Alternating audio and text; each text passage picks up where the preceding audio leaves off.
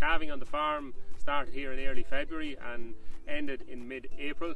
It was a nice compact calving season, which we were happy about.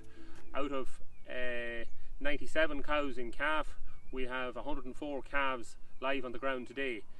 Mortality rate was low and we had a higher than normal number of twins born.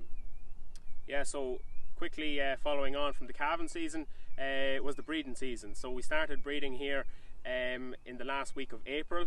103 females in total were selected for breeding this year, with 23 of those being maiden heifers. So a preliminary scan on those 103 females showed that there's 86 in calf and will be calving in the first 8 weeks of calving next year, so that's going to be a busy time.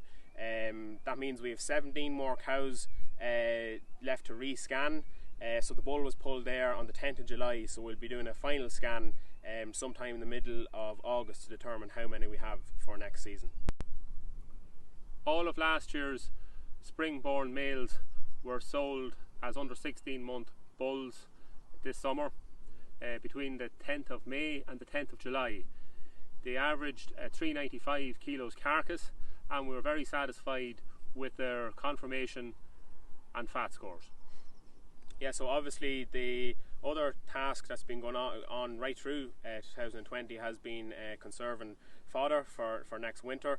So the first cut of pit silage was done on the first week of June. It has to be said that yield was back as a result of drought conditions for probably the 8 weeks prior to that, or for the duration of the growing season for that crop. We swiftly got back out to grow a second cut of silage, which we normally do. This had a much better response in growth rates, and that was cut only last week at the 17th of July. That yield was better, it was wilted, and we're expecting to be both cuts to be high quality. On top of that, while it was tricky at times during the year, we have 130 bales of surplus grass made into silage bales, and we also managed to save 25 bales of hay. There's a further 5 acres to be cut in early August, all going well, and this should see us close to our targets for fodder for the winter coming. So one task that will be coming up in a couple of weeks' time is meeting our beef requirements. So we'll be weighing our cows and calves to comply with the requirements of the scheme.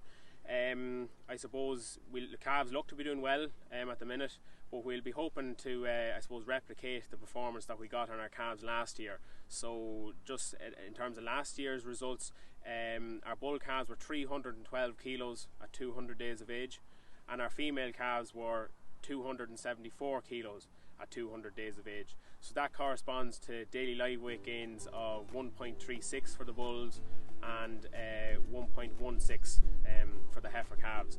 I suppose then on the weighing and efficiency aspect of it, and weighing the cows as well, our average cow weight was 685 kilos across the board. So that corresponded to a weighing and efficiency percentage of 43%, which is something we were obviously very happy with as well.